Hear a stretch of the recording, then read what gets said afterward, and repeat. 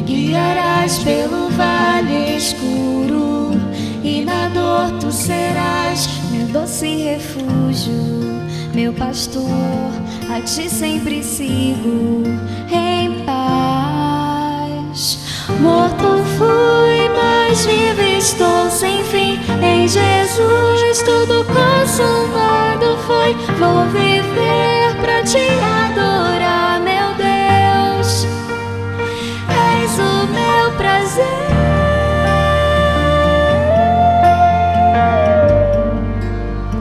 Só desejo te.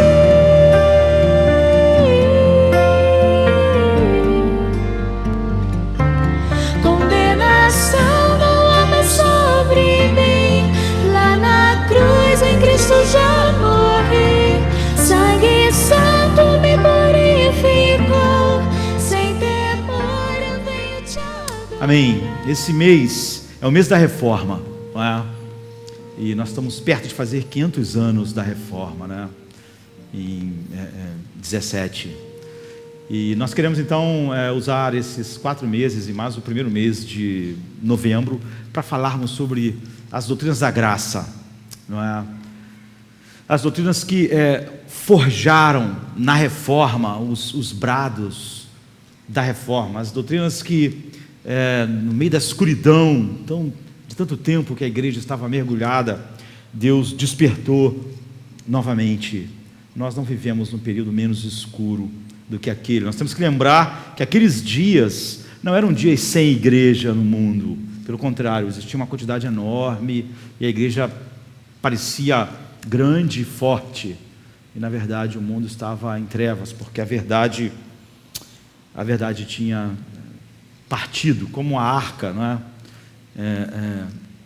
Que foi levada, e o nome da criança que nasceu lá foi Icabu, porque a glória tinha ido. Foi o que aconteceu com a igreja, e todos os problemas que a igreja enfrentou em toda a sua história, é uma luta entre a verdade que magnifica a Deus, sabe, a nota final de todas as doutrinas bíblicas, e o brado final da reforma, o sólido deu glória, com o humanismo secular. Todas as heresias fluem do humanismo secular, e o humanismo secular e as doutrinas da graça são água e óleo, elas não se misturam, elas são completamente impossíveis de você misturar elas. Então o que acontece às vezes, nós vivemos num mundo em que grande parte da igreja ecoa o humanismo secular.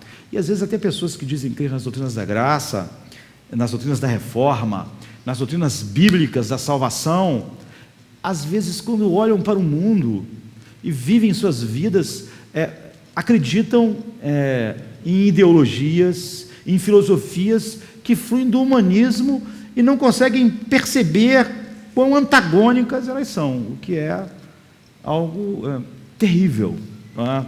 Então nós queremos usar esses domingos nesse mês da reforma. Que pena que todos os lugares não estão olhando se as doutrinas que nos fizeram protestantes estão realmente sendo proclamadas, pregadas, e tudo mais sendo olhado através da verdade de Deus, e tudo aquilo que é incompatível, tudo aquilo que vem do humanismo secular sendo banido da igreja, das pregações, por causa disso.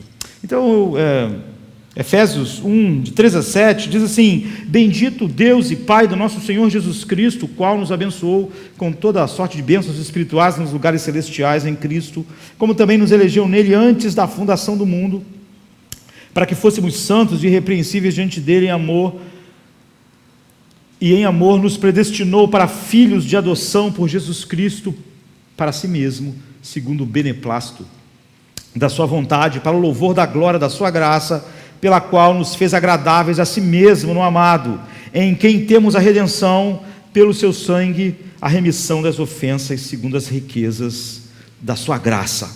Deus fez todas essas coisas para a manifestação da glória da sua graça, sabe, a nota mais alta nos dias da reforma e da palavra de Deus é o sólido deu glória. E é por isso que você não tem como misturar o humanismo secular. O humanismo secular está firmado na glória humana. E se você colocar o homem cada vez mais alto, a despeito do mundo horrível que os homens vivem. Então, a igreja ou está num lugar ou no outro.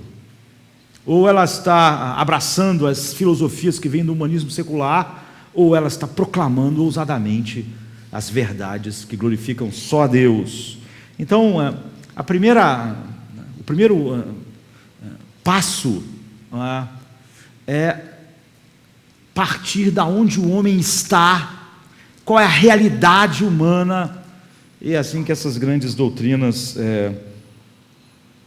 foram apresentadas nesta ordem. Então, a primeira é a depravação total, ou total depravação.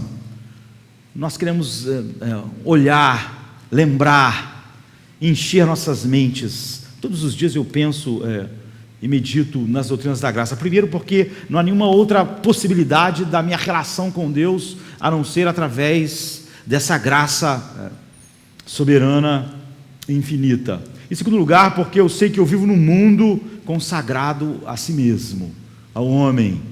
Então, ele respira, ele transpira humanismo secular em todos os lugares, em todas as mídias, e é muito fácil nós expressarmos também isso, apesar de falarmos que acreditamos nessas doutrinas. Então, em primeiro lugar, depravação total pode nos levar a um equívoco, não é? E esse nome poderia ser outro, mas não é outro, por causa do acróstico, para as pessoas terem facilidade de decorar tulip, né?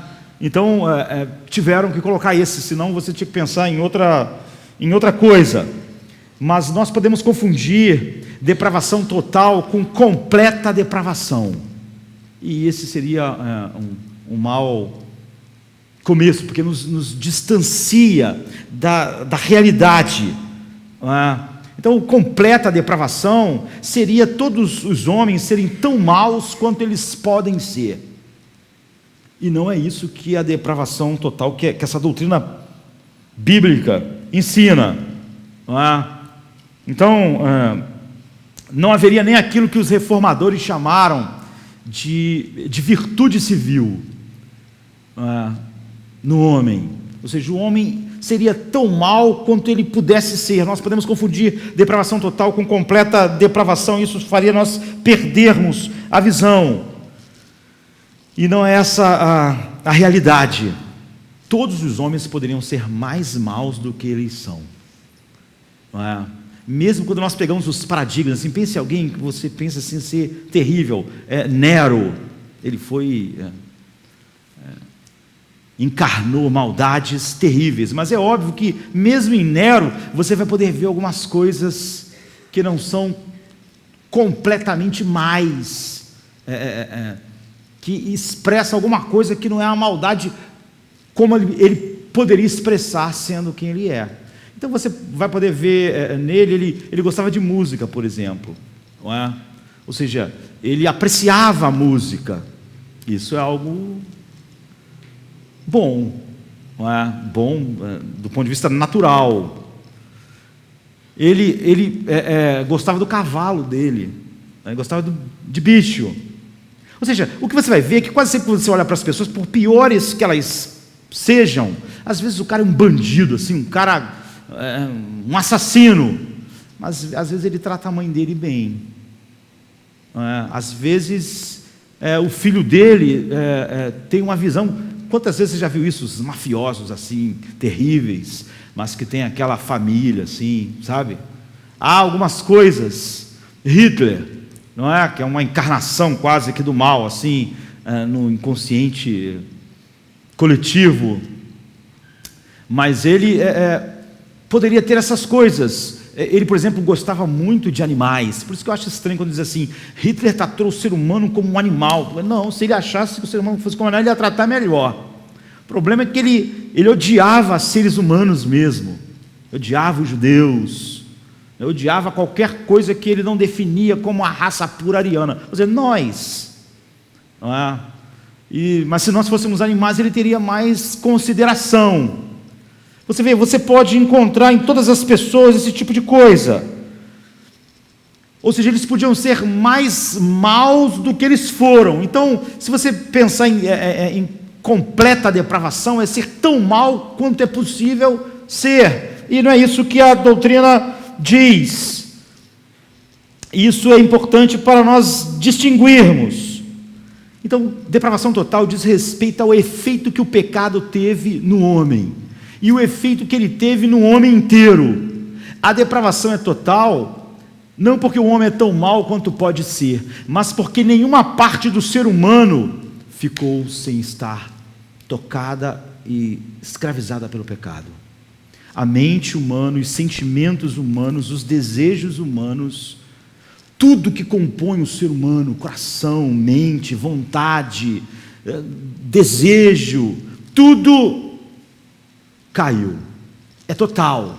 Não há nada no ser humano que possa ser o lugar onde ele possa firmar o pé para sair da situação que ele está, porque nada nele sobrou, corpo, alma, mente, vontade, tudo. A gente morre e é enterrado, porque nossos corpos foram tocados inexoravelmente pelo pecado, mas não só nossos corpos, tudo que compõe o ser humano foi tocado, nada ficou de fora. A depravação é total, porque nada escapa.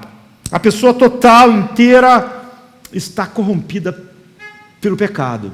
E estando totalmente corrompido pelo pecado, todas as faculdades, tudo que o ser humano é, nada do ser humano escapou para ser aquela ponte que você, aquele lugar onde você podia pensar que a partir dali poderia haver algo, uma ilha de retidão. Não existe uma ilha de retidão no ser humano. Não existe uma ilha de bondade, uma ilha onde o pecado não realmente tocou. Intocável. O pecado alcança todos os aspectos da vida. Não há nada na vida humana que não tenha sido tocado. Então você não tem nenhum abrigo para uma virtude isolada. Você não pode falar sobre nenhuma virtude que ficou lá intocada, que pode ser a virtude com a qual nós possamos atribuir ao ser humano qualquer passo em direção contrária àquilo que ele é. Então é óbvio que o acróstico foi usado depravação total, o que pode trazer problema, que você pode confundir com depravação, com completa depravação, mas ela está falando sobre todos os aspectos. Mas nós poderíamos falar sobre corrupção radical, não é? de radix, né? Por exemplo, no latim, radical no sentido que ela vem da raiz do ser humano, da essência do ser humano. Não é algo que está acontecendo nas folhas ou no tronco, vem lá da raiz. Não há como você pensar que uma parte, ou a parte essencial, não foi tocada. Então o ser humano é radicalmente corrupto, porque o pecado penetrou na raiz do que o ser humano é, na essência do que o ser humano é, e é de lá que ele opera todas as coisas. Então o pecado não é tangencial, não é periférico, ele surge do centro do nosso ser, ele surge daquilo que você poderia dizer que pelo menos aquilo é bom. Sabe quando as pessoas dizem, não, há muita coisa assim, mas lá dentro, lá no fundo, há uma bondade? Então é exatamente isso que não é. Não existe o centro da vida e a raiz da vida onde o pecado não tenha tocado, e pelo contrário, é de lá que ele irradia, ele flui daquilo que a Bíblia chama de coração. Jesus diz, do coração brotam os pecados. Não é tangencial, não vem de aspectos marginais da nossa vida. Então, ele vem do nosso coração, não do músculo que bombeia o nosso sangue, mas daquilo que é a essência do que nós somos. É de lá. Então, Jesus descreve essas condições várias vezes, né, de várias formas, olhando para a natureza, usando parábolas. Ele diz, uma boa árvore não pode dar frutos maus, e a árvore má, ele está dizendo isso, o pecado flui da natureza humana corrupta.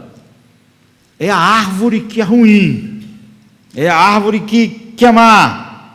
Então, é aquilo que nós sabemos: ninguém no mundo é pecador porque pecou, peca porque é pecador. Todos os bebês nascendo agora são pecadores. Esse mesmo mal radical está num bebê que está nascendo agora. Não vai esperar nenhum tempo para fazer parte da vida. Então, desde a queda humana, a natureza é corrupta, sim. Nós nascemos com uma natureza caída e todos os nossos pecados fluem dessa natureza essencial. Então, é uma corrupção radical. Seria melhor. O apóstolo Paulo, então, cita um monte de textos do Velho Testamento na acusação final do ser humano. Por exemplo, num texto que é, na verdade, Romanos 3, de 9 a 18, ele vai empilhando vários textos do Velho Testamento para fazer essa acusação final. Ele diz assim: que se conclui? Temos nós qualquer vantagem? Está falando dos judeus que conheciam o Velho Testamento. Não, de forma nenhuma, pois já demonstramos que todos, tanto judeus quanto gregos, gentios, estão debaixo do pecado. Como está escrito: não há um justo, nem um sequer, não há quem entenda, não há quem busque a Deus, todos se extraviaram, a uma se fizeram inúteis, não há quem faça o bem, não há um sequer. Ele tira isso do Salmo 14, de 1 a 3, 53, de 1 a 3, e Eclesiastes 7, 20. Depois ele diz assim: a garganta deles é sepulcro aberto, com a língua urdem engano, citando o Salmo 5, versículo 9. Depois ele diz: veneno de víbora está nos seus lábios, Salmo 143. Depois ele continua: a boca deles, a boca eles a têm cheia de maldição e de amargura, Salmo 10, 7. E depois ele continua dizendo assim: são os seus pés velozes para derramar sangue, nos seus caminhos há destruição e miséria, desconheceram o caminho do Senhor, Isaías 59, de 7 a 8. E ele termina assim: não há temor de Deus diante dos seus olhos, Salmo 36, 1. É isso que compõe essa acusação final, universal, de Romanos 3, de 9 a 18. Ele diz que nós estamos sob o pecado. Ele está usando uma linguagem figurada. Às vezes a gente diz, dependendo do assunto que nós estamos envolvidos, ou que a gente vê alguém falando, ou alguém exercendo, a gente diz: essa pessoa está por fora disso, porque ela está fazendo algo, falando sobre algo, mas ela não domina aquilo, ela não tem o domínio, ela está fazendo algo que ela não tem o domínio, ela está falando sobre determinada coisa, mas ela não domina isso, está falando um monte de bobagens por causa disso. Ou então o cara está fazendo qualquer coisa que exige habilidade técnica, e você diz: esse cara está por fora, ele não tem o domínio sobre isso que ele está fazendo. Então a gente costuma dizer sobre dominar dessa forma, com essa linguagem, estar por dentro. Esse cara está por dentro de tudo, ele sabe, ele domina. É assim que nós estamos sob o pecado. Paulo está dizendo: ele controla, ele tem o domínio. Todos os seres humanos estão nessa condição de ser controlados pela sua natureza pecaminosa.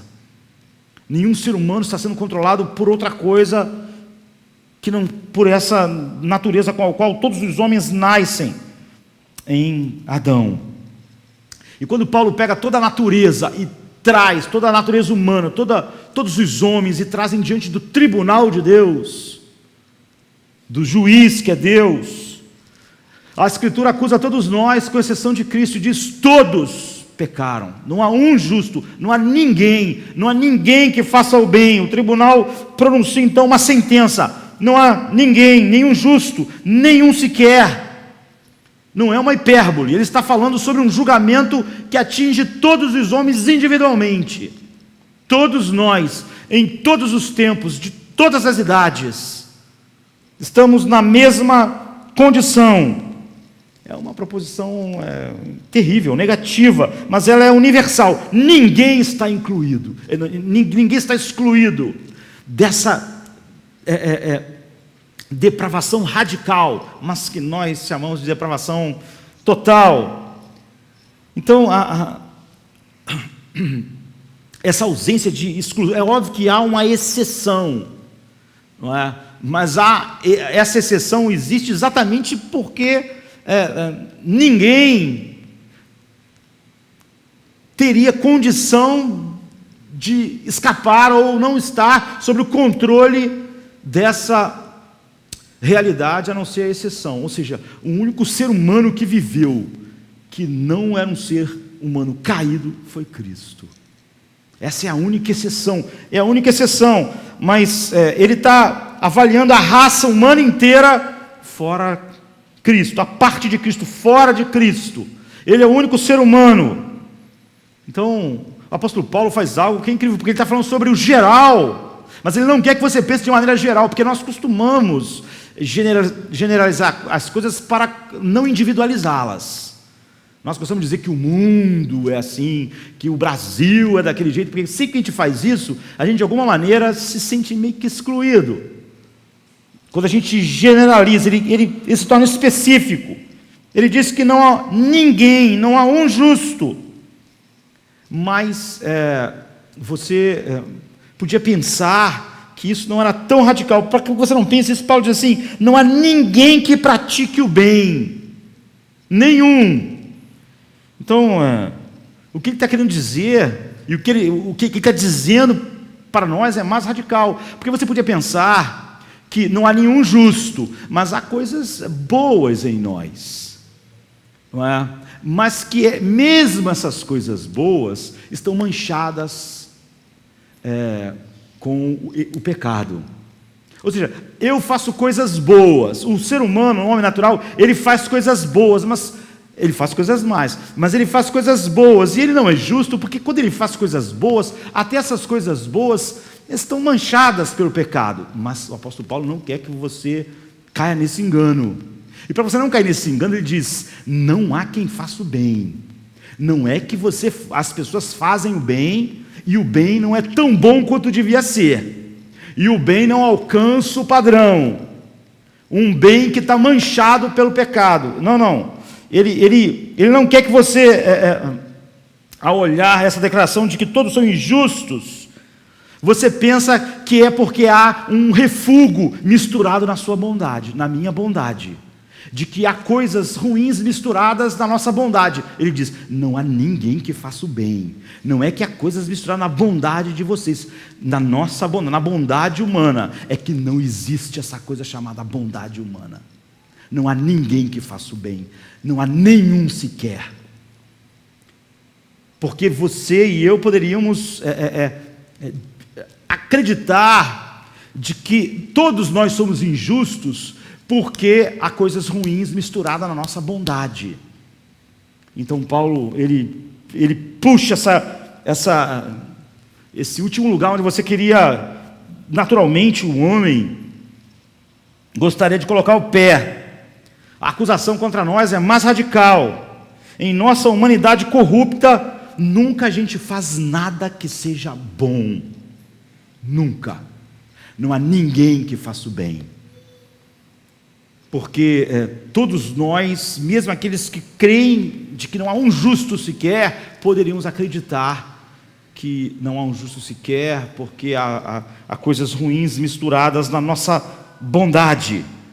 Agora, é óbvio que nós podemos olhar para o homem não regenerado. Essa é a descrição do homem irregenerado, né? Do homem natural, do homem em Adão, do homem como ele nasce no mundo. É óbvio que nós podemos olhar para a experiência diária nossa do mundo, e nossa mesmo antes de sermos regenerados, e vermos atitudes e atos que parecem bons. Os reformadores, Lutero, Calvino, todos os reformadores olharam para essa realidade, não é?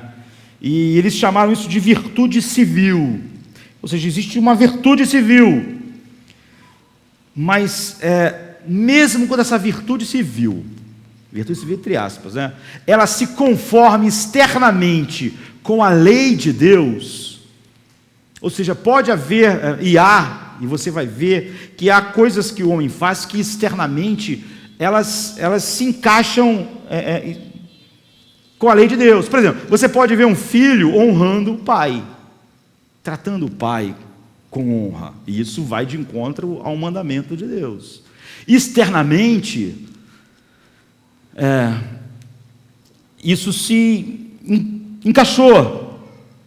Alguém se abstém de roubar, alguém pratica atos de caridade, às vezes de caridade aos olhos humanos grande, mas esses atos não são chamados de bons no sentido fundamental. Os que, entre aspas, eles cunharam isso, essa virtude civil, porque quando Deus avalia as ações do homem, Ele considera não apenas o ato externo em si, ou seja, aquilo que nós estamos fazendo, isso aquilo externamente se adequa a alguma das coisas que Deus revelou ser a sua vontade. Deus olha para os motivos que impulsionaram o ato, os motivos por baixo, e o motivo supremo exigido é que tudo seja feito por amor, totalmente voltado a Deus, como amor da vida e com intenção final de glorificá-lo. É assim que Jesus fez todas as coisas, porque esse é o chão de todas as coisas que para Deus, de fato, são boas. Então, um feito que exteriormente se conforme à lei de Deus, mas procede de um coração alienado de Deus, não considerando Deus o alvo da minha ação, a razão da minha ação, não humanista, não eu, não os homens, Deus, a sua glória, não é considerado por Deus algo bom, porque a motivação por trás não está onde devia estar em toda a criação de Deus, em manifestar a sua glória infinita. Então, incluindo as inclinações do coração de quem faz, as ações e as inclinações são trazidas ao escrutínio de Deus, e a Bíblia diz que a resposta sempre é falta, é encontrada em falta. Nunca recebe, pode receber. Sabe quando Daniel disse que foste pesado e achado em falta? É isso. Então, Jonathan Edwards dizia que a virtude civil, ele já falando sobre o que os reformadores falavam, é motivada por interesse próprio esclarecido. Muitas das coisas que nós chamamos de virtude civil são motivadas pelo desejo não de honrar, glorificar a Deus sobre todas as coisas, mas por desejo de proteger nossos próprios interesses, de viver uma vida melhor, de honrar a criação e não o Criador, de colocar a criação na frente do Criador, de fazer dela a razão final daquilo que eu faço. Então, eu posso aprender que o crime não compensa, que há punições, a civilização é um retrato terrível do coração humano. O que nós chamamos de civilização é um conjunto de leis e regras e punições que possa fazer os seres humanos viverem sem devorarem uns aos outros, sem serem punidos. Um conjunto de leis, mesmo assim, não é suficiente para conter o ser humano. Então, nós somos refreados de pecar em nosso pleno potencial pela lei, pela a maneira com que eu quero ser tratado pelas pessoas, ou como eu quero ser visto, ou eu posso manifestar virtudes civis para os homens me acharem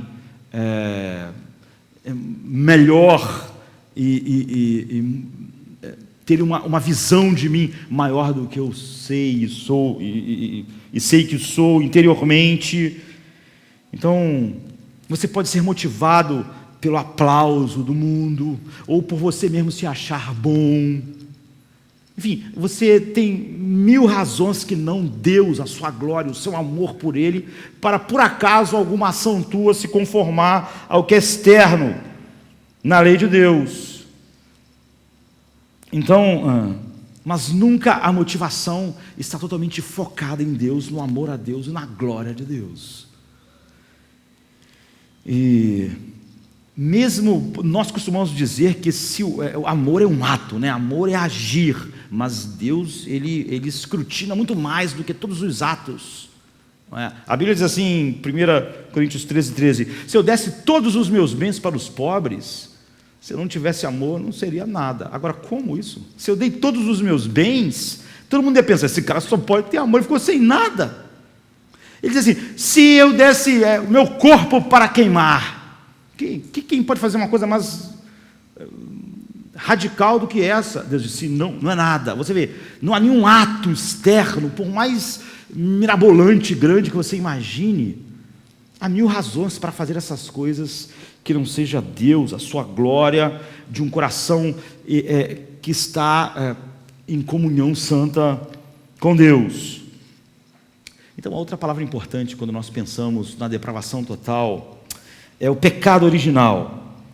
É a condição de corrupção radical dos nossos corações, que a gente chamou de corrupção radical, que recebe esse nome.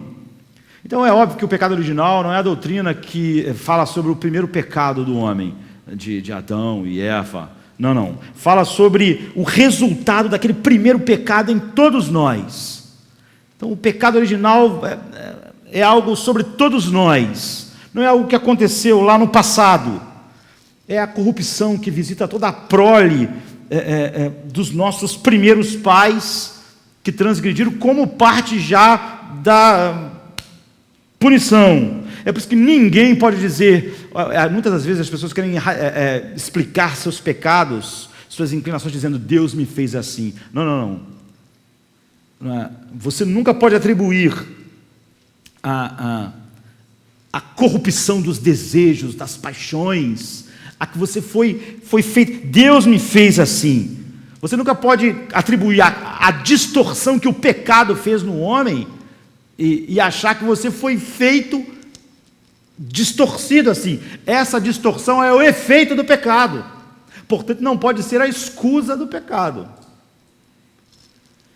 Em nós, então, um dos maiores debates da história da igreja, e que foi trazido de volta na Reforma, foi exatamente sobre o pecado original, entre Agostinho e Pelágio, no século V, porque Agostinho, ao ler Agostinho, Pelágio não gostou de determinadas afirmações que fluem dessa realidade humana e da glória infinita de Deus. Agostinho tinha dito assim numa famosa oração: concede o que tu andas e manda o que tu desejas. Ou concede o que tu queres, então tu podes ordenar tudo o que tu queres para nós, porque tu opera essas coisas em nós. E como tu faz isso, então tu pode ordenar o que quiseres, porque tu opera o que tu queres. Pelágio discordou disso. Ele dizia que se fosse necessário Deus conceder a nós algo que Ele ordena para nós, ou seja, que Deus ordenasse coisas que nós não podemos por nós mesmos, pelos nossos poderes e capacidades, cumprir. Pelágio presumiu, como grande parte dos cristãos até hoje, ecoando o humanismo secular. Por isso que eu disse que o problema sempre é doutrinas da graça, as doutrinas bíblicas e o humanismo secular. São água e óleo, não se misturam. Se a igreja ecoa o humanismo secular, ela está num processo de incompatibilidade final com a verdade de Deus. Então, Pelágio presumiu que a responsabilidade moral deve levar à habilidade moral, ou seja, Deus seria injusto, era o que ele formulou, exigir que as suas criaturas fizessem algo que eles são incapazes de fazer pela sua própria força. E quando Agostinho diz, tu concedes o que ordenas e ordenas o que quiseres, é óbvio que ele entendeu o óbvio da afirmação. Então, Pelágio diz, se Deus requer perfeição moral, e menos que perfeição moral, como nós vimos, o que é bom e o que não é, como Paulo dizendo, não há quem faça o bem, por causa do padrão do que é bom. O Paulo deixando claro que não é que o que a gente faz de bom está manchado, é que não há coisas boas, não há quem faça o bem. Então, Pelágio diz, se Deus requer perfeição moral, então a humanidade precisa ser capaz de ter perfeição moral, ou então isso não é justo. Então, Pelágio diz, embora a graça possa facilitar algumas coisas e prestar determinada ajuda, ela não é necessária finalmente. Porque se Deus exige de nós, é porque nós podemos. Você vai ver muitas pessoas hoje, e quando essa mesma heresia. Então, Agostinho, nesse debate, diz, não, a graça não facilita nem presta ajuda em nosso esforço e capacidade própria e desejo próprio de ir em direção a Deus e glorificar a Deus. Ela é totalmente necessária e ela, se não operar em nós soberanamente, daquela fonte que é descrita pela depravação radical, não flui nada bom. Então, ele disse que sem a graça, você não podia fazer nada que pode glorificar a Deus, porque você não pode fazer nada bom. E não há quem faça o bem. É óbvio que a visão de Agostinho está baseada em tudo que a Bíblia diz a respeito de nós, tudo aquilo que Paulo estava dizendo. Mas à medida que o debate prosseguiu, Pelágio acabou em seu humanismo secular, negando o pecado original. Ele disse, não, então o homem não carrega nada do que veio de Adão, cada um nasce com a mesma natureza. O pecado de Adão não atingiu a nossa natureza, ao contrário do que a Bíblia diz. Lá no fundo, todos nós somos bons. Ele começou a afirmar o oposto da Bíblia. A natureza humana pode ser modificada, mas as modificações podem ser apenas acidentais. Elas nunca podem ser essenciais. Ele está usando os termos da filosofia de Aristóteles, né? Então, acidental, não fala sobre não intencional. Fala que é superficial, não é essencial. Ele está dizendo, o mal em nós não é essencial. É o oposto do que a Bíblia diz. É periférico. Afeta a superfície, mas não a essência profunda. Basicamente, nós seres humanos permanecemos bons. Você vê, o que Pelágio afirma é o que o humanismo secular afirma. E isso no século V, isso nunca foi diferente. Sendo cristão ou não, o homem naturalmente, ele ecoa, é óbvio, o humanismo secular. Todas as heresias fluem dessa fonte. Hoje, quando as pessoas dizem terem dificuldade com as doutrinas da graça, é simplesmente porque elas são impulsionadas pelo humanismo secular. E é óbvio, como eu disse, são incompatíveis. Lá no mundo, o homem vai dizer a mesma coisa. Lá no fundo, o ser humano é bom. Deus diz, é mal. Não há quem faça o bem. É do coração que saem. Não é tangencial. Mas Pelágio afirmou o oposto. E hoje muitas pessoas vão ter a mesma dificuldade.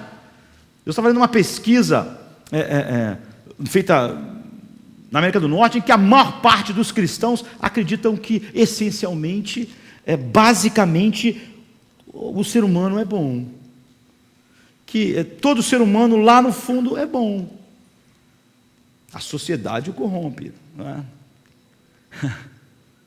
Um monte de cristão acredita nisso. Ecoa. Pelágio é totalmente contrário à palavra de Deus, mas você vê, isso é algo totalmente disseminado.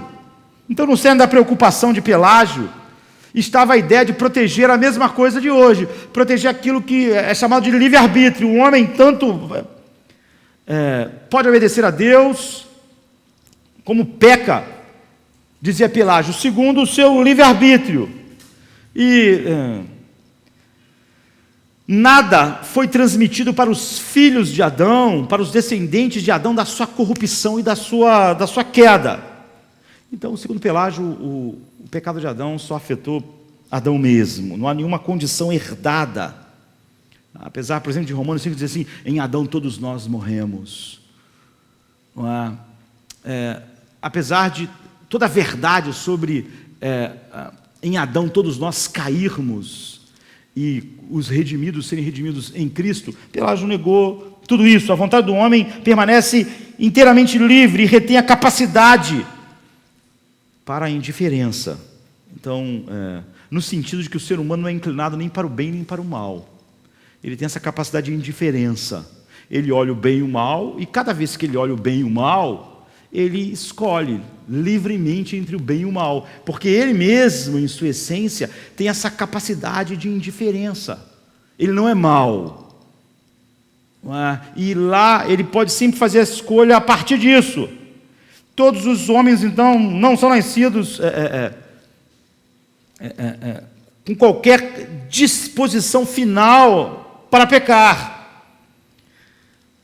Que todos nós nascemos com as mesmas condições que Adão tinha antes da queda. Agostinho, nesse grande debate, proclamou quão aquilo era contrário.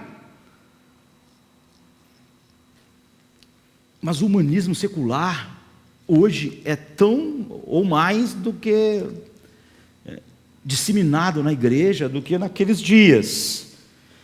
Então, Agostinho disse, não, o homem é totalmente incapaz de se erguer. Como nós falamos, não há um lugar no ser humano onde é uma ilha de retidão, onde ele possa colocar os pés e sair. Então ele disse, Agostinho fez algumas formulações. Adão, antes da queda, tinha a capacidade de não pecar. Mas Adão, antes da queda, também tinha a capacidade de pecar.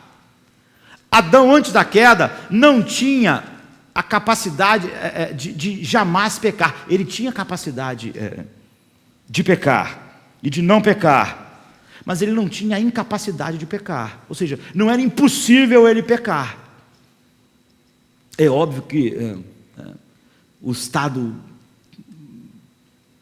melhor é a incapacidade de pecar. Isso ele não tinha. Ele tinha a capacidade de pecar, a capacidade de não pecar, mas ele não possuía essa incapacidade para pecar. E o homem agora é uma massa de pecados. E o homem é incapaz de não pecar agora. Incapaz. Essas foram as formulações. Significa que nenhum ser humano é capaz de viver sem expressar o que o pecado é. Nós pecamos com uma espécie de necessidade moral. Por quê? Por que necessidade moral? Porque nós agimos segundo a nossa natureza caída e inimiga de Deus. Então, nós fazemos coisas corruptas porque nós somos corruptos. Nós pecamos porque somos pecadores. Então, Calvino diz assim, nesta visão da corrupção humana, ecoando lá Agostinho, já na Reforma, que esse mês nós comemoramos. Ele diz assim, esta é a corrupção hereditária a qual os primeiros escritores cristãos, se referindo lá àqueles debates, deram o nome de pecado original, significando que o termo a depravação de uma natureza antes boa e pura, significando com o termo a depravação de uma natureza antes boa e pura, quando foi claramente provado pela Escritura que o pecado do primeiro homem passou a toda a sua posteridade. O recurso foi achado na objeção capciosa, que passou por imitação e não por propagação, ou seja, de que os homens pecam porque veem outros pecando e não porque nascem pecadores, como a Bíblia diz. Os ortodoxos, portanto, e mais especificamente Agostinho, esforçaram-se para mostrar que não somos corrompidos por maldade adquirida. Nós não nascemos bons e a sociedade nos corrompe. A sociedade é corrompida porque é composta de homens como nós. Mas trazemos uma corrupção inata desde o útero de nossas mães. Como Davi disse, em pecado eu fui concebido. Pecados não são ensinados. Não é? Pecar não é algo que o homem tem que ir adquirindo. Então a questão da corrupção inata gerou essa controvérsia entre Agostinho e Pelágio na defesa do livre-arbítrio do homem, não é? E ele foi condenado no sínodo de Cartago em 418 depois de Cristo. Foi declarado totalmente herético, porque é totalmente antibíblico, apesar de muitas pessoas terem os mesmos argumentos que ele levantavam. Você vê, eu estava falando sobre uma pesquisa que a maioria dos cristãos acha que o ser humano lá no fundo é bom, que é exatamente o que ele estava dizendo, e é exatamente o oposto do que a Bíblia diz. Então todos os concílios eclesiásticos da igreja depois condenaram e repetiram essa denúncia. Até o concílio de Trento, que aconteceu de 1545 a 1563, que é a Contra-Reforma, mesmo na Contra-Reforma, a Igreja Católica repetiu que a afirmação, as postulações de Pelágio eram contrárias, mas mesmo assim ela encontrou outras maneiras, como os cristãos, de continuar reafirmando o humanismo secular e as mesmas coisas que Pelágio defendia. Martinho Lutero escreveu o seguinte sobre o pecado original: de acordo com o apóstolo, e o simples senso daquele que está em Cristo Jesus não é meramente a falta de uma qualidade na vontade, ou mesmo só falta de luz no intelecto, de força na memória. Antes, é uma completa destituição de toda a retidão e da capacidade de todos os poderes do corpo, bem como da alma, e de todo o homem, interior e exterior. Além disso, é uma inclinação ao mal, uma aversão ao bem, uma desinclinação em direção à luz e sabedoria. É amor ao erro e à escuridão. Em fugir de boas obras é um detestar a elas, é um correr ao que é mal. É aquilo que Jesus disse: a luz vê o mundo e os homens amaram as trevas. É sobre isso. Eles amaram, eles odiaram a luz. Então é óbvio que Lutero está ecoando Paulo aqui, em Romanos 3:11, que diz: não há quem busque a Deus. Não há. Na superfície, essa declaração é estranha, e é muito mais estranha para muitos cristãos da nossa geração, porque muitos cristãos da nossa geração acreditam que há pessoas e há homens no mundo buscando a Deus.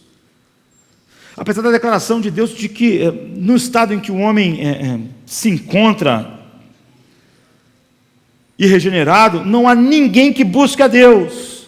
Agora, a Bíblia admoesta o homem a buscar a Deus, a Bíblia ordena o homem a buscar a Deus. Segundo Pelágio, se a Bíblia ordena é porque o homem pode. O que acontece é que a lei de Deus não mudou. A lei de Deus, antes da queda, é a mesma lei.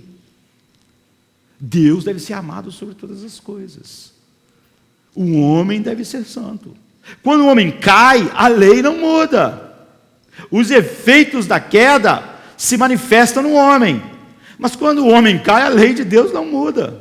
As exigências santas do caráter de Deus são as mesmas. Elas não se adaptam, elas não caem junto. A lei de Deus é a expressão do seu caráter imutável. Quando os anjos caem, a lei não muda. Quando os homens caem, a lei não muda. Então, tudo aquilo que a lei exige, ela continua exigindo. Não porque o homem possa ou não possa, mas porque é a lei de Deus. A queda e os efeitos da queda não alteram a lei de Deus. Então a Bíblia, por exemplo, diz que, apesar do homem, o dever do homem é ser buscar a Deus, não há quem busque a Deus, porque as exigências de Deus não mudam, por causa das consequências do pecado. Então todo homem não regenerado é um fugitivo. Nossa inclinação natural é fugir de Deus, por tudo que nós somos e por tudo que Deus é. Esse foi o primeiro impulso do homem no Éden: fugir, se esconder, tentar cobrir a sua culpa, tentar se livrar de Deus, a sensação de nudez, está ligada essencialmente à culpa, daquilo que os homens e a nossa sociedade tenta de todas as formas banir, cauterizando as suas mentes. Ou seja, eles buscaram uma cobertura para a sua vergonha. Então, frequentemente a gente ouve de cristãos que os seus amigos, que as pessoas que não conhecem Deus estão buscando a Deus. Mas essa é uma afirmação totalmente antibíblica. Porque não há quem busque a Deus. Não há ninguém irregenerado que busque a Deus, que deseje qualquer coisa de Deus. Mesmo Tomás de Aquino observou que o que acontece é que muitas pessoas veem as pessoas buscando paz de espírito, alívio para a culpa, buscam felicidade, elas buscam realização pessoal e buscam todos os outros benefícios que nós que conhecemos Deus entendemos que só pode ser encontrado em Deus. Fora de Deus não há paz. Se eu vejo alguém buscando paz, e eu sei que não há paz fora de Deus, e eu sei que só Deus pode fornecer isso, nós inferimos que se alguém busca paz e só Deus pode dar paz, ele está buscando paz, mas isso é totalmente diferente. O ser humano, ele busca as coisas na criação e não em Deus. Essa é a essência do pecado. Em nossa condição decaída, nós desejamos os benefícios de Deus, mas não desejamos Deus. Nós desejamos que Deus nos servisse, mas nós não desejamos Deus, nós desejamos o que Deus, não é óbvio que o ser humano, ele gosta do mundo, de saúde, de viver, de ter paz, de não sentir a culpa, a agonia da culpa. Nós queremos as dádivas e não o doador. Isso não é buscar a Deus, isso é um deboche de Deus. É dizer para ele exatamente o que é a essência da idolatria. Nós amamos a criação, nós não temos nenhum interesse em ti. Então Romanos 3,11 declara: todos se extraviaram, todos saíram do caminho. Ou seja, todos os pecadores são homens, são errantes. Antes dos cristãos serem chamados eficazmente, todos estão nessa mesma situação, cada um se desvia pelo seu próprio caminho. Os primeiros cristãos, eles foram chamados de pessoas do caminho. Isso é próprio. Não é? Jesus falou sobre um caminho que conduz à vida. Ele mesmo é o caminho. E como ninguém busca a Deus, é óbvio que cada um se desvia pelo seu próprio caminho. É óbvio que todos se extraviaram. Então ninguém jamais achou Deus como resultado da sua procura, porque ninguém estava procurando Deus. Jamais. Nós fomos encontrados por Deus, quando não o buscávamos. E é nesse instante que a busca começa.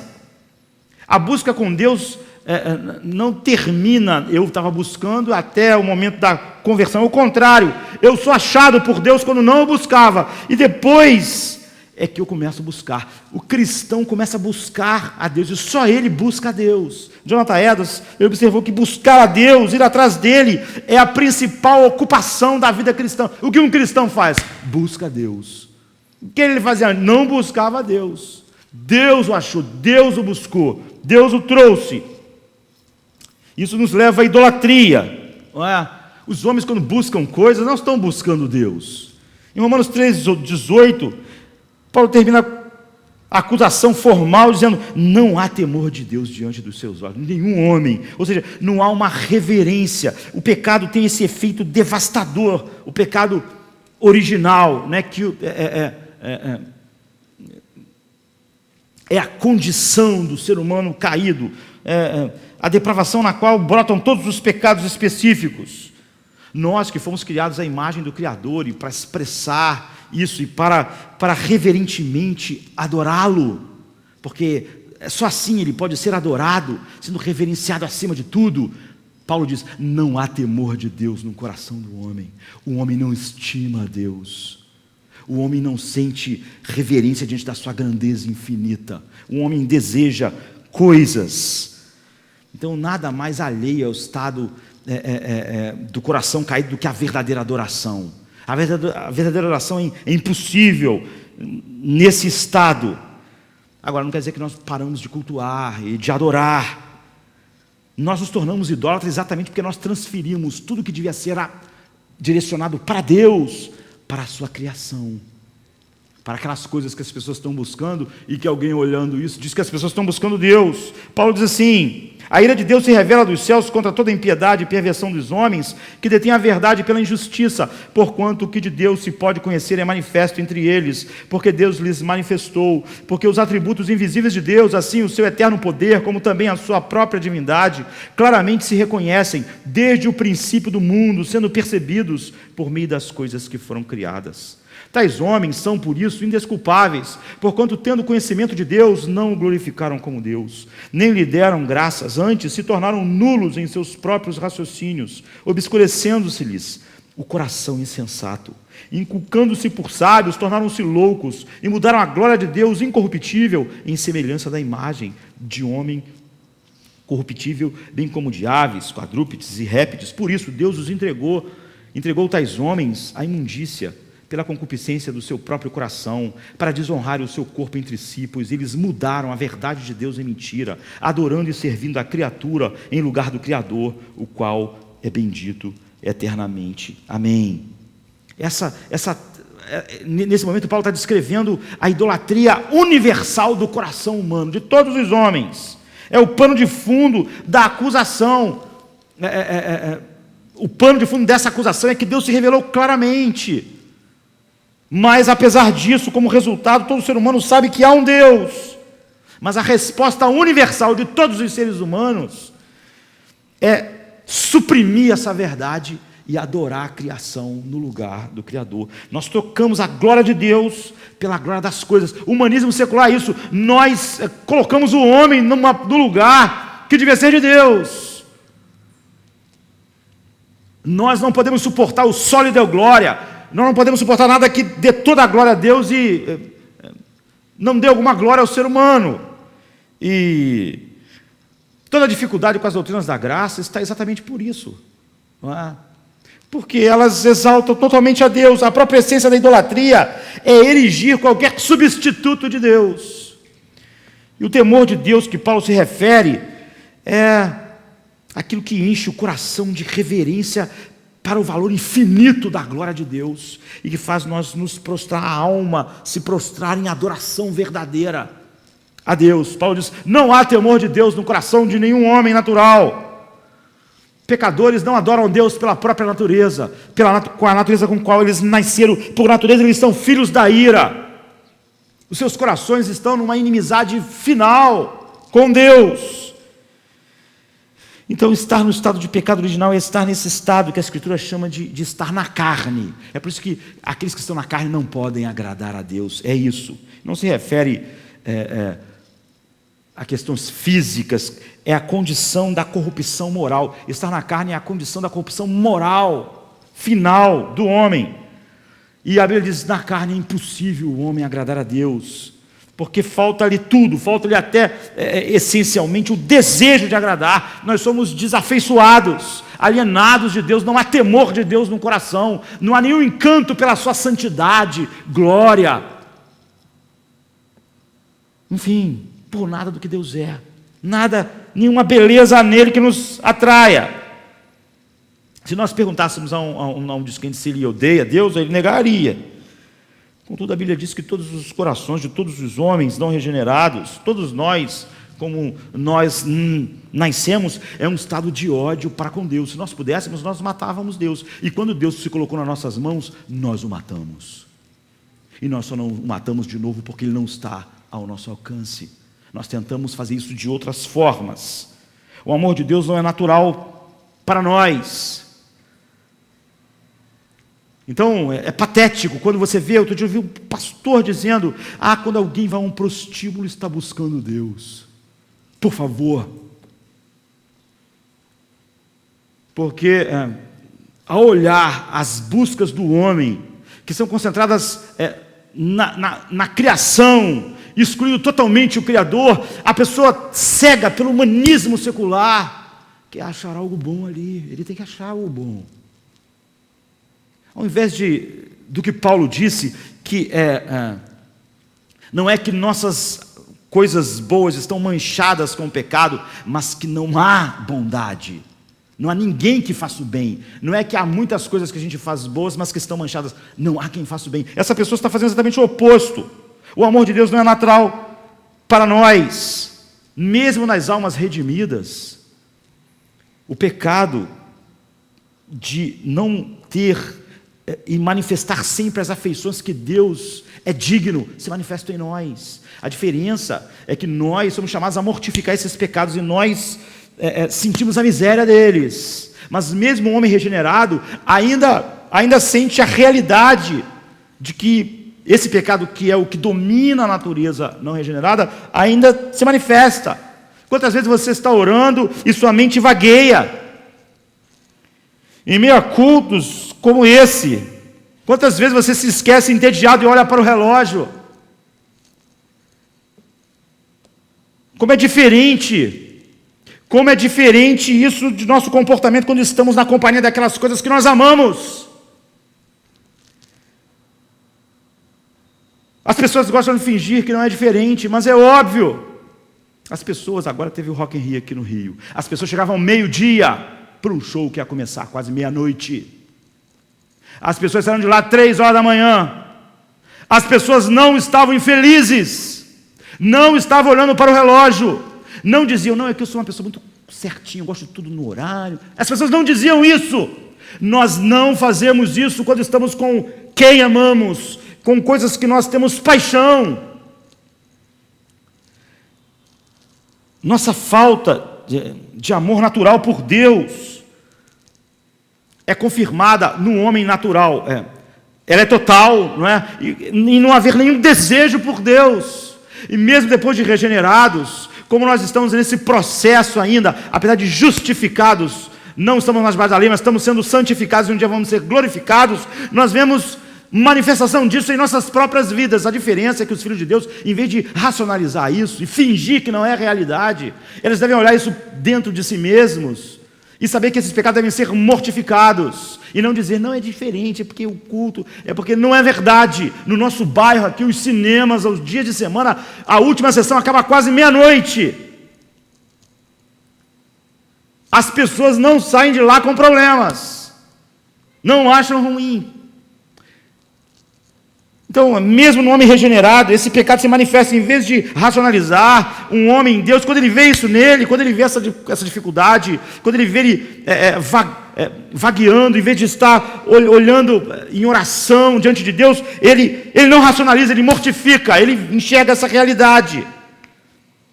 Então, a confissão de fé de Westminster diz, qual é o fim principal do homem? A resposta é, o fim principal do homem é glorificar a Deus e gozá-lo para sempre. É óbvio que há pessoas que não conseguem juntar essas duas coisas, glorificar a Deus e gozá-lo para sempre, porque eles sabem que Deus só é glorificado na nossa obediência. Mas se você não apreciar a Deus, obedecê-lo não é bom. Então, você vai achar que isso é mero expressões religiosas, e você não vai conseguir nunca juntar o glorificar a Deus com gozar, com apreciar Deus, porque a relação de muitas pessoas é mesmo quando olha para aquilo que é a verdade sobre Deus, é não apreciar Deus como aprecia coisas comuns da criação, do mundo. Então, Lutero, ele falando sobre os sentimentos dele, ele disse que às vezes a pergunta tipo, você ama Deus? Lutero, antes da conversão, ele dizia, antes da conversão, não que ele já não era antes um religioso, mas da verdadeira conversão, ele disse, amar a Deus, às vezes eu o odeio. Não é? É raro encontrar um homem como Lutero que admite isso. Mas nem nessa declaração mais sincera de Lutero do que a da maioria dos seres humanos, ela é totalmente sincera, porque você vê, ele diz, às vezes eu o odeio, mas o que a Bíblia diz é que a realidade é que o homem odeia a Deus o tempo todo, e não às vezes. Então, a depravação total fala sobre capacidade moral, e é isso que Agostinho e Pelágio, foi o cerne do debate. Depois, na Reforma, a mesma coisa, entre o debate de Erasmo com Lutero. Então, Pelágio focava na ideia da liberdade humana, e ele dizia, olha, a doutrina do pecado original e da queda, dessa forma, é uma violência à liberdade e à responsabilidade humana. E Agostinho respondeu, olha, se você entender o que o pecado original é e a realidade da queda humana, é que o homem continua tendo vontade, não é? Mas definitivamente o homem não é livre. Se você quiser chamar de livre-arbítrio uma definição não humanista secular, nós podemos usar essa palavra, não é? Mas você não pode chamar alguém de livre que é incapaz de não pecar. Ou seja, se você quiser definir que o homem sempre faz o que ele deseja, tudo bem. Mas se você olhar para a realidade que o homem não pode desejar Deus, então você vê que ele é totalmente escravizado. Então a Confissão de Fé de Westminster diz assim, o homem, por sua queda a um estado de pecado, tem perdido completamente toda a capacidade da vontade para qualquer bem espiritual que acompanha a salvação. De modo que, como um homem natural, completamente avesso a esse bem, e morto em pecado, é incapaz, por força própria, de se converter, ou de se preparar para a conversão. Então, essa talvez seja a melhor síntese da realidade humana diante das verdades da salvação. A incapacidade moral do homem caído é um conceito chave em toda a palavra de Deus. E se essa realidade é abraçada, todas as outras já não têm mais problema. O problema com todas as outras doutrinas está nessa. Está por causa do humanismo secular, que dirige o homem e que resiste à realidade que ele pode enxergar dentro dele mesmo. Então, todas as outras, eleição incondicional, expiação limitada, graça irresistível, perseverança dos santos, elas são só consequência natural disso. Se ninguém busca a Deus, se ninguém deseja a Deus, ora, Deus nunca poderia olhar para o futuro e ver alguém buscando Ele para escolher essa pessoa. Ninguém busca a Deus. Enfim, tudo que você rejeita, tudo que o homem rejeita, é porque, na verdade, o cerne é exatamente a queda humana. E o quão ofensiva é a verdade bíblica sobre os seres humanos e sobre a sua condição. Quando você olha esse sumário da Confissão de Fé, ele diz, tem por completo perdido toda a capacidade da vontade para qualquer bem espiritual que acompanha a salvação. Ele não só perdeu, ele perdeu completamente, é isso, totalmente, por inteiro. Não é uma perda parcial, não é uma diminuição, não é que ficou muito difícil desejar Deus, desejar a glória de Deus, se voltar para Deus por causa de Deus. É uma perda radical e completa. É por isso que Paulo diz, não há quem busque Deus. A capacidade de querer o que foi perdido, e a capacidade de desejar tudo que acompanha a salvação.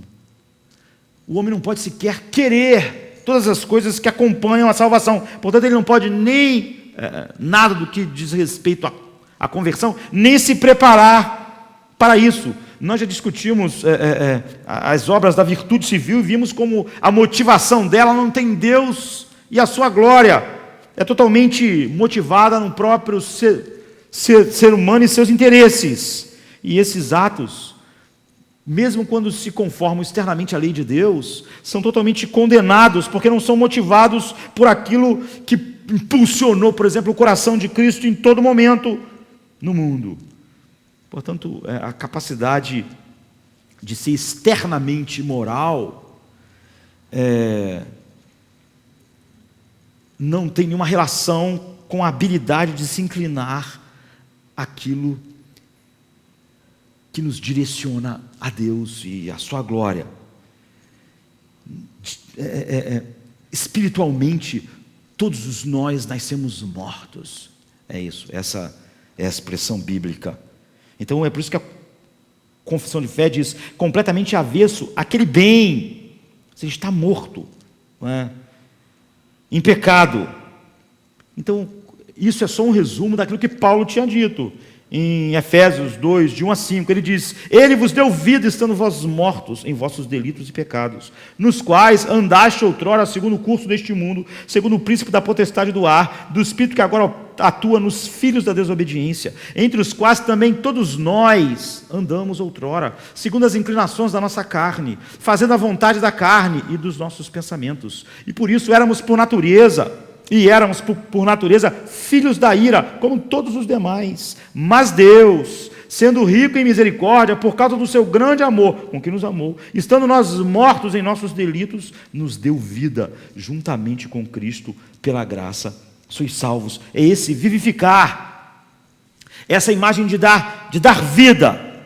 Paulo está usando vida e morte porque não há nada que seja um contraste maior. Não há nada da vida na morte, nada da morte na vida. É o oposto perfeito. É óbvio que o pecador não está biologicamente morto. Ele está muito vivo. É por isso que ele está vivendo e pecando. A morte espiritual é que é claramente proclamada. E eles estão andando. Paulo declara os homens mortos andando, fazendo coisas. Ele diz, eles andam de acordo com o curso deste mundo, fazendo as vontades da carne e do pensamento. Esse é o caminho oposto do de Deus, oposto do caminho do céu. Todos estão andando segundo o curso deste mundo. E Paulo diz mais, de acordo com o príncipe deste mundo. Paulo está se referindo a Satanás. Ou seja, estar espiritualmente morto é estar diabolicamente vivo. É isso. Essa é a declaração terrível que o apóstolo Paulo está fazendo sobre o ser humano. Então, em nossa condição interior, nós satisfazemos os desejos e os apetites da mente e da carne assim. E nós nos comportamos de uma maneira que expressa essa corrupção. E então, por natureza, nós somos filhos da ira. Quando o apóstolo Paulo fala por natureza, ele enfia uma estaca em todo o humanismo secular de Pelágio e de todas as pessoas, mesmo que se dizem cristãs. Ele diz, nós somos assim por natureza. Nós não aprendemos. Por natureza, nós somos filhos da ira. Nesse trecho, então, fornece um retrato feio, mas claro, daquilo que o homem natural é. Ele está morto em pecado e está no estado de escravidão espiritual, e por natureza nós somos escravos do pecado, fazemos a vontade da carne, da mente, andamos segundo o príncipe desse mundo e somos filhos da ira. Agora, nós temos uma mente e uma vontade ainda, você vê? O problema não é que nós não podemos fazer escolhas. Para você fazer escolha, você precisa de duas coisas, mente e vontade. A questão não é essa. Os homens naturais fazem escolhas o tempo todo. O problema é que, na nossa condição decaída, caída, em pecado, nós pecamos exatamente porque nós queremos pecar. Nós pecamos porque amamos as trevas. Nós somos capazes de escolher exatamente o que nós temos escolhido, o que todos escolhem. Não há quem faça o bem, porque essa é a escolha. Agora, então, onde está a incapacidade? Se a incapacidade não está na escolha, se nós temos as ferramentas, mente e vontade, que é o que é necessário para fazer escolha, e nós estamos fazendo escolhas. A confissão de fé diz, o homem natural é incapaz de se converter ou se preparar para isso.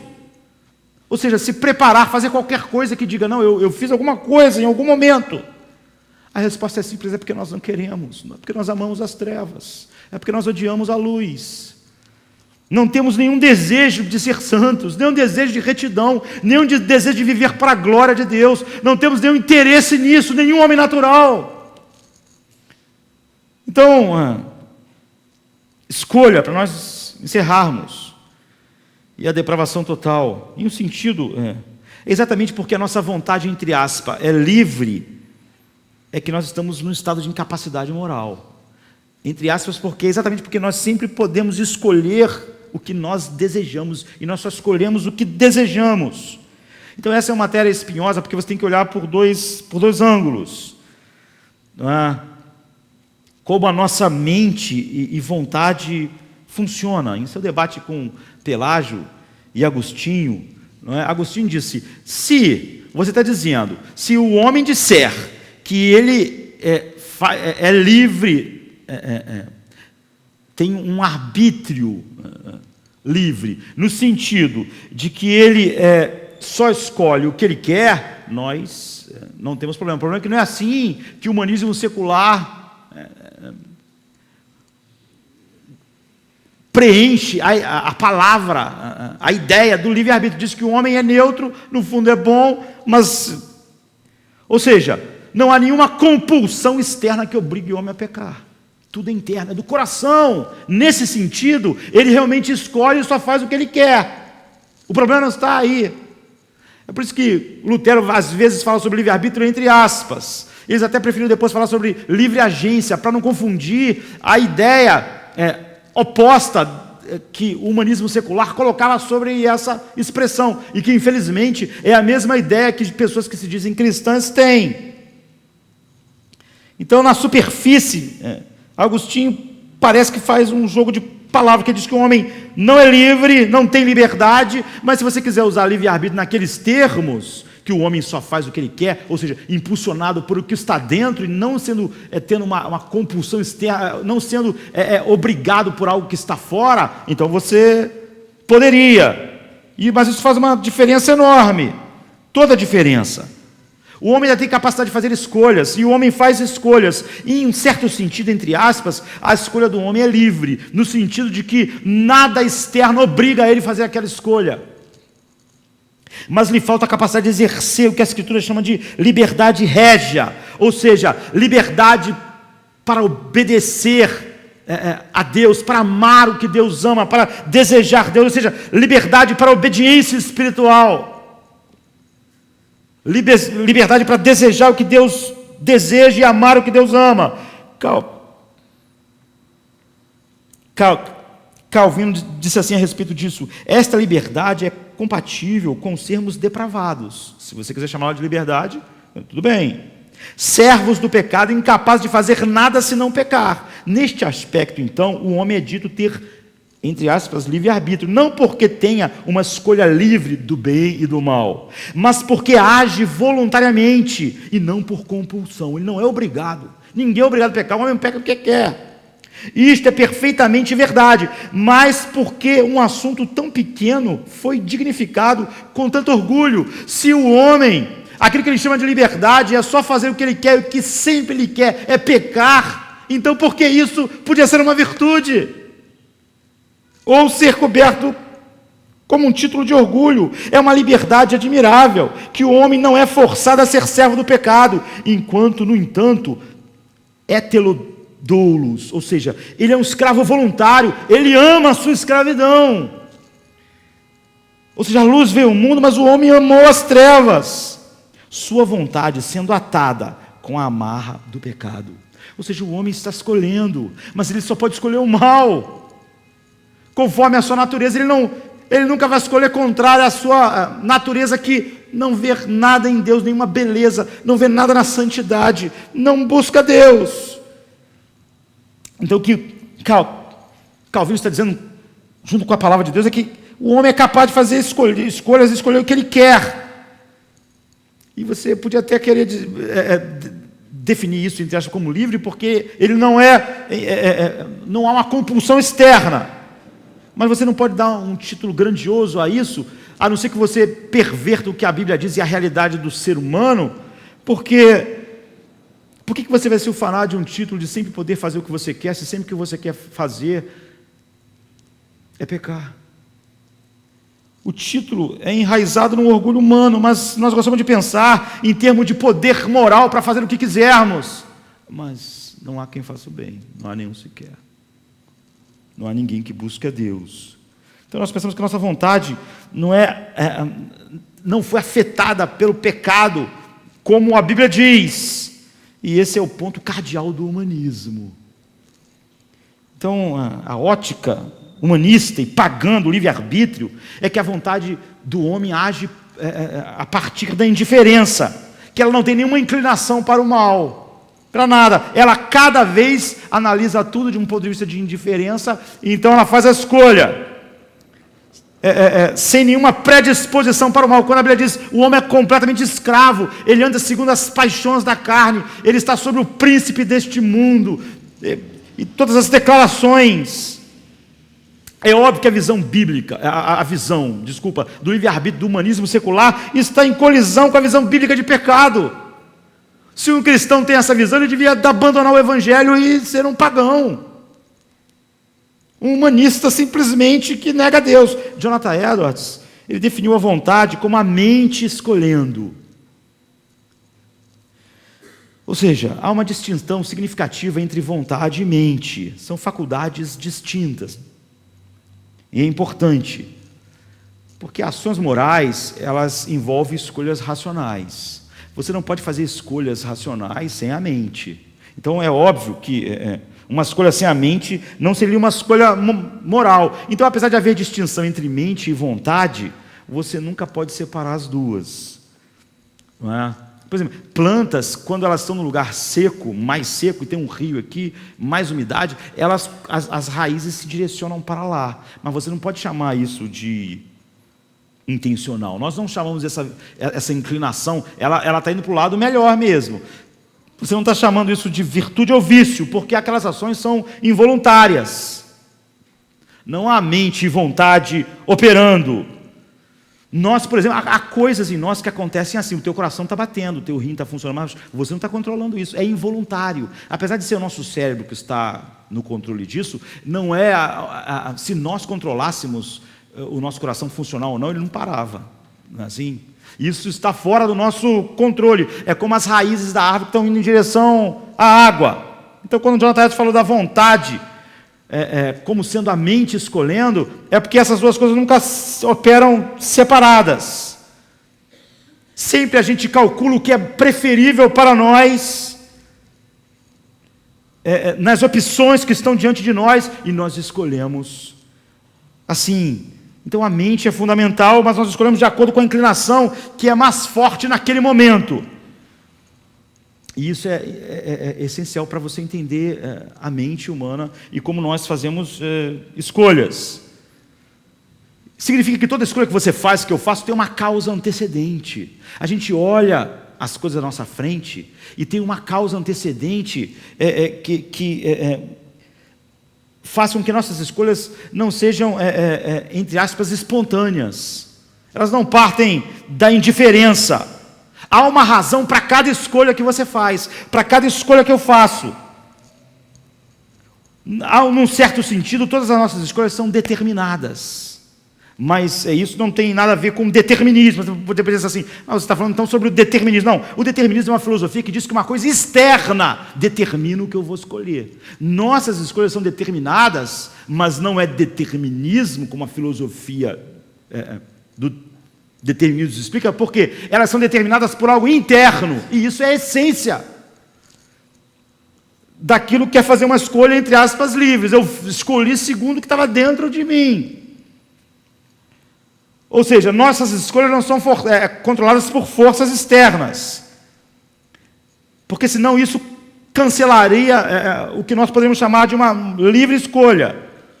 Então, o que Jonathan está dizendo é que nossas escolhas são determinadas num sentido que elas têm uma causa por trás delas, e essa causa é a inclinação da nossa vontade. Dadas as opções, é assim que a nossa mente e vontade elas funcionam juntas. Mas essa autodeterminação, o fato de eu escolher sempre por uma causa interna, é a essência e definição de uma escolha que é livre. Não há uma compulsão externa. Então isso é determinada, mas é o oposto do determinismo, que é algo externo me leva àquilo. Quando a gente fala assim, eu estou determinado a fazer isso, olha, eu estou determinado a correr a maratona, o que nós estamos dizendo simplesmente é que nós temos uma forte inclinação da vontade naquela direção, e nós vamos colocar em andamento essa forte inclinação, esse desejo, e vamos em frente.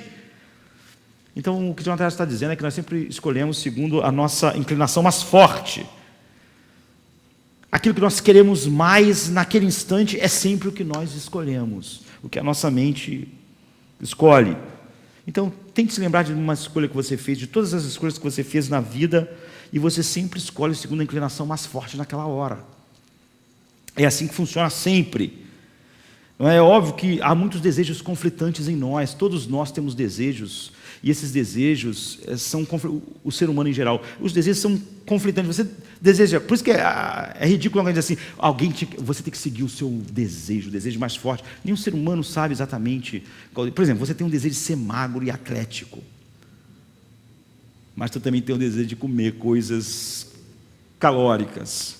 Você tem esses dois desejos, eles são opostos, mas você tem os dois. Quando você acaba de comer, que você está empanturrado assim, espero que vocês não façam isso, mas quando você está assim, você fala, eu vou fazer agora uma dieta, porque se todas as coisas se mantiverem como estão, essa é a sua vontade, você não está sentindo fome nenhuma, mas o problema é que as coisas não se mantêm sempre como estão quando você faz isso, elas mudam. Então o que acontece? Horas e horas depois você está sentindo fome, aí o teu desejo de comer está em conflito com aquele desejo que pareceu fácil, quando todas as coisas se todas as coisas fossem iguais, sempre você estivesse se sentindo como naquela hora, você ia manter essa determinação facilmente de não comer nada calórico, mas agora que você está com fome, ficou difícil, e é por isso que você quebra, você sempre faz o que você deseja mais naquele instante, é por isso que é uma luta. Aí mesmo quando o cara consegue, o cara fica infeliz. Eu não posso comer nada. Não posso comer nada. Ele consegue ficar feliz. Porque um outro desejo conflitante, ele ainda está escolhendo aquele, mas uma hora ele cede. Ele desejaria não ter esses conflitos, mas nós sempre escolhemos segundo o nosso maior desejo. É por isso que às vezes você cede na dieta, o cara diz, você vai morrer se você continuar comendo isso. O cara quer viver, mas em determinado momento ele olha para aquilo, eu vou comer só um pouco. É assim, ele escolhe o segundo. Então, toda vez, mesmo no homem regenerado que ele desobedece a Deus porque naquela hora ele desejou mais desobedecer a Deus. Nunca diga que você desobedeceu a Deus por qualquer outra razão. A diferença é que os filhos de Deus agora têm um conflito dentro de si. Paulo diz assim, porque nem mesmo compreendo o meu próprio modo de agir, pois não faço o que prefiro, e sim o que detesto. Ora, se faço o que não quero, consinto com a lei que é boa. Neste caso, quem faz isso já não sou eu, mas o pecado que habita em mim. Porque eu sei que em mim, isto é, em minha carne, não habita bem nenhum, pois o querer, o bem está em mim, não porém o efetuá-lo. Porque não faço o bem que prefiro, não faço sempre, mas o mal que não quero, faço. Paulo está descrevendo o conflito que nós enfrentamos entre inclinações rivais. Eu quero fazer o bem, mas nem sempre eu faço. O que Jonathan está dizendo é que o homem sempre escolhe segundo a sua inclinação mais forte, se aplica a tudo. Quando você peca, você desejou mais pecado que glorificar a Deus. Nunca finja que não foi essa a realidade. Essa é uma das tragédias do pecado, quando a gente enfrenta o pecado como pecado. Dentro de nós ainda há desejos que são contrários à natureza nova que foi implantada em nós. É por isso que a Bíblia diz que há uma guerra entre a carne e o espírito, guerreando entre nós. É isso. Nós fazemos o que desejamos fazer porque não queremos fazer o bem com a intensidade ou força que devíamos. Nós queríamos, agora, o servo de Deus, ele quer, mas há outros desejos. Quando ele peca, ele seguiu o que ele desejou mais, naquele instante. Todo o processo de santificação envolve essa luta. Então Paulo compara essa guerra com uma batalha titânica entre o espírito e a carne. A luta entre o espírito e a carne é a luta da pessoa regenerada. Um homem natural não tem essa luta. O homem regenerado, ele não tem essa luta porque ele é escravizado pelo pecado, ele atua conforme a carne, ele anda segundo os rudimentos do mundo, segundo os príncipes do mundo, vivendo conforme a carne, escolhendo segundo a carne. Ele não escolhe o bem, porque ele sempre escolhe de acordo com a inclinação dominante, e a inclinação dominante todo o tempo é só o mal, é só a carne. Ele não tem nenhum desejo por Deus, não há uma guerra dentro dele. Pelo contrário, essa inclinação nunca é um desejo de honrar a Deus, glorificar a Deus, viver e experimentar e achar a beleza de Deus ser a beleza da sua santidade, desejar isso. Então os desejos do homem não regenerado são maus continuamente, segundo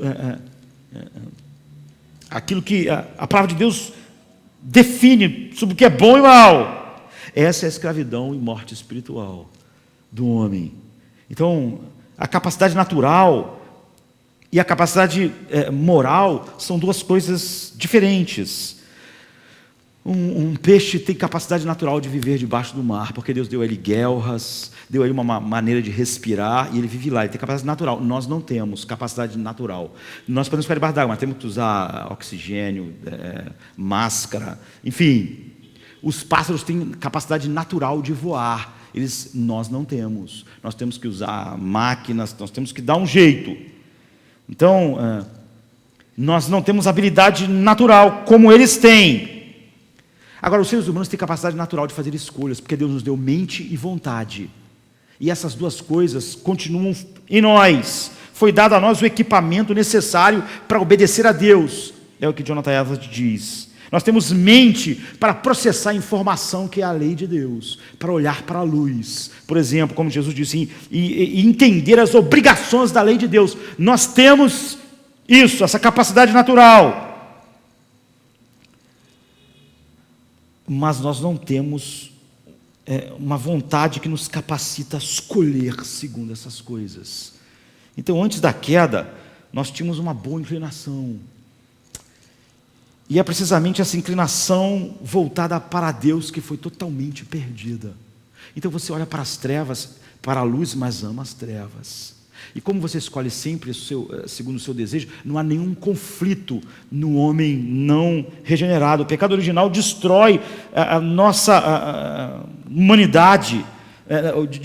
Não destrói a nossa humanidade, nem nossa capacidade de fazer escolhas. Não faz isso. Nós continuamos com aquele mesmo equipamento natural para fazer escolhas. E somos racionais ainda, né? Como fomos criados.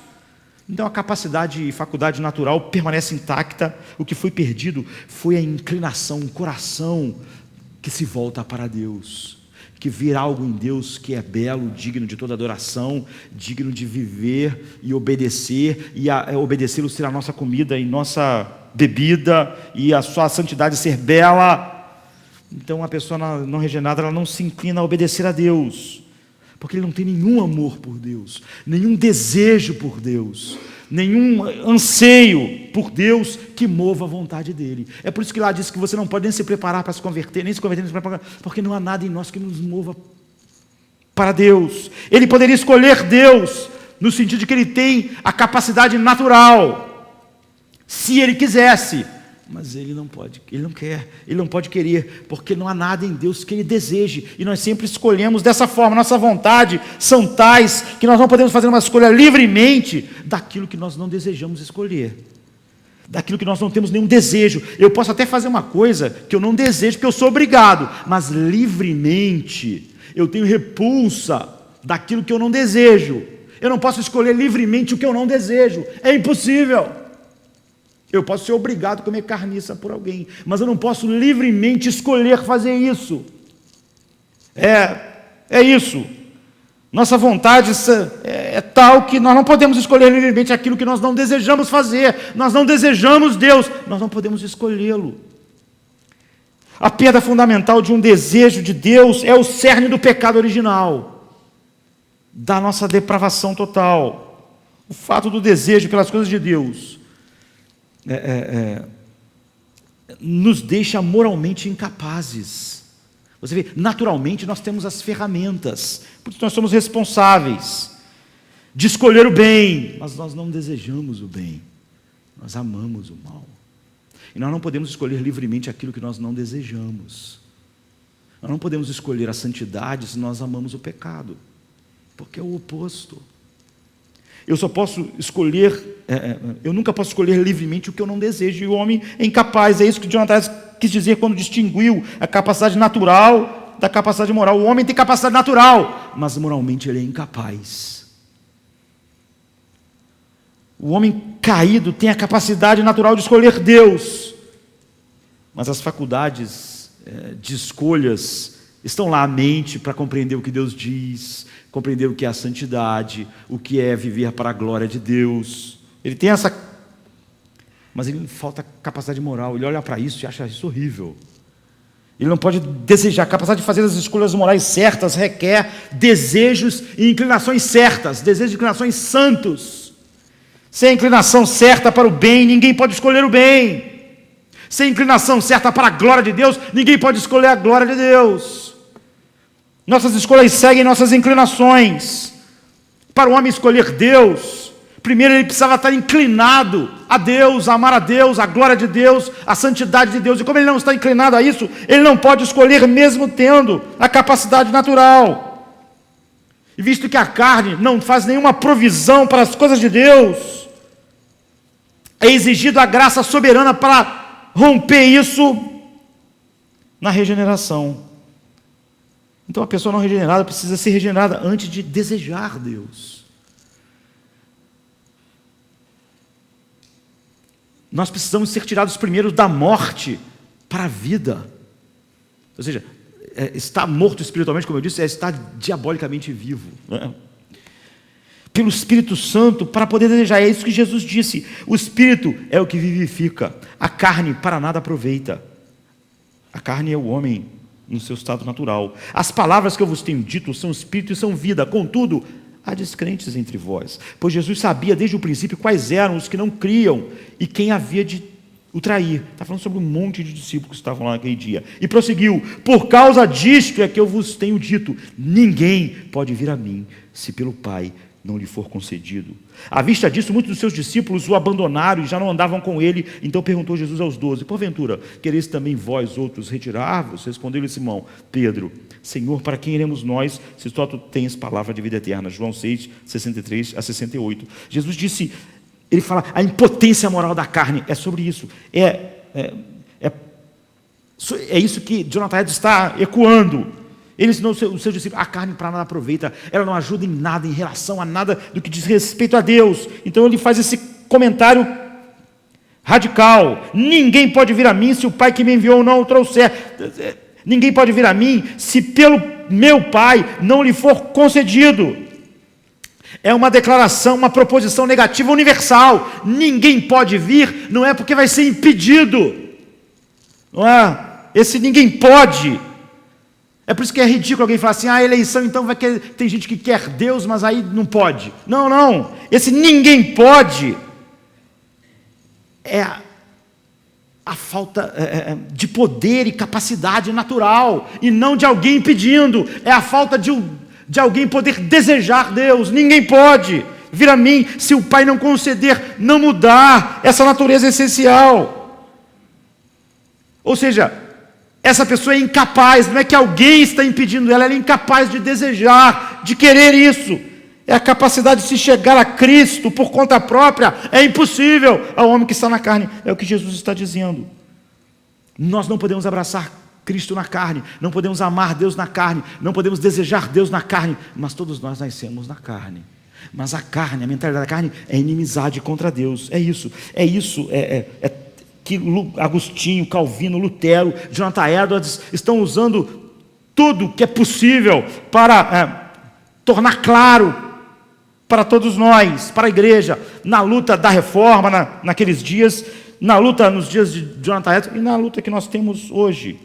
O auditório de Cristo, grande parte foi embora, porque a maioria era composta por defensores do livre-arbítrio humanista secular e de pelagianos. Quando ele disse isso, eles ficaram ofendidos. Como é natural, hoje, porque por natureza todos nós somos pelagianos, semi-pelagianos e tudo aquilo que flui disso. Temos a tendência de pensar em categorias pelagianas, humanistas, secular, e nem mesmo a conversão tira tudo de nós, dessa bagagem. Nós vamos volta e meia ver a gente pensando de forma em que o homem está no centro e não Deus.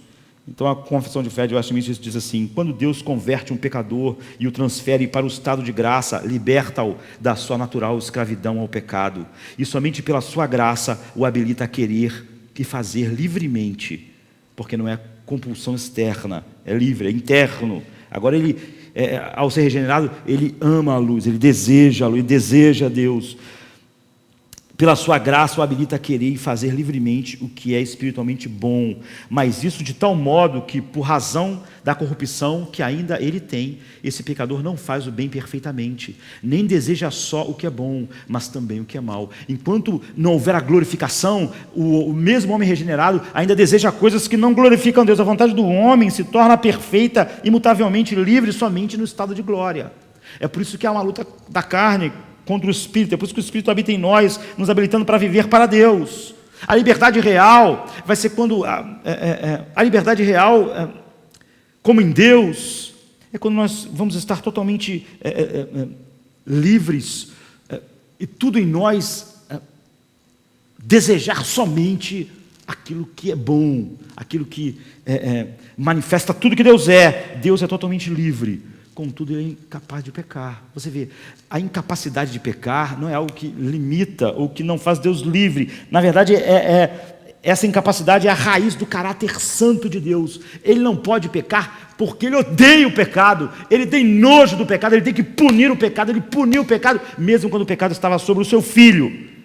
Essa falta de desejo para o mal e esse ódio completo ao mal é a liberdade de Deus, a liberdade acentuada de forma infinita. Deus é totalmente bom, então ele não pode desejar o mal.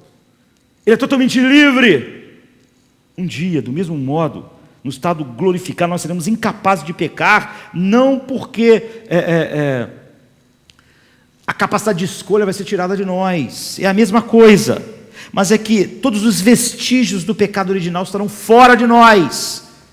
Então nós estaremos livres para escolher sempre o que quisermos, mas nunca mais nós vamos desejar nada que não seja bom, nada que não seja totalmente